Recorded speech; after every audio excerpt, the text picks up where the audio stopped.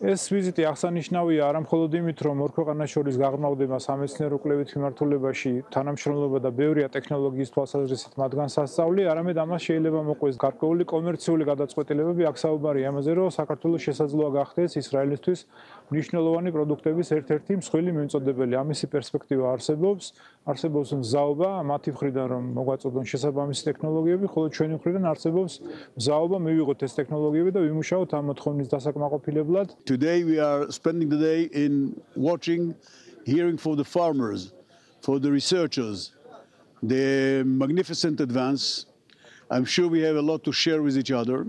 That's practically the agreement that we've reached yesterday to form a group that will prepare an MOU between the two countries relevant for agriculture and all aspects of agriculture. And we have a lot to share, let alone to talk about the wheat. We have a project, we call it Treat the Wheat. So it's something that we offered here, and I'm sure we should be able to take it one step ahead.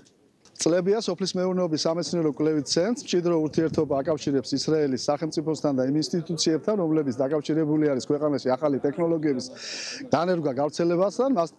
ამასთან დაკავშირებით ძალზედ მნიშვნელოვანია ჰიდროპონიკური მეთოდის გამოყენებით ბოსტნეული კულტურების მოყვანა, რომელიც არის მაგალითი საქართველოში იმისა, თუ როგორ უნდა დავეხმაროთ ფერმერებს და დავნერგოთ ის ახალი ტექნოლოგიები, რომელიც აგრეთვე მნიშვნელოვანია სოფლის მეურნეობის, კერძოდ კი მებოსტნეობის განვითარების მიმართულებით.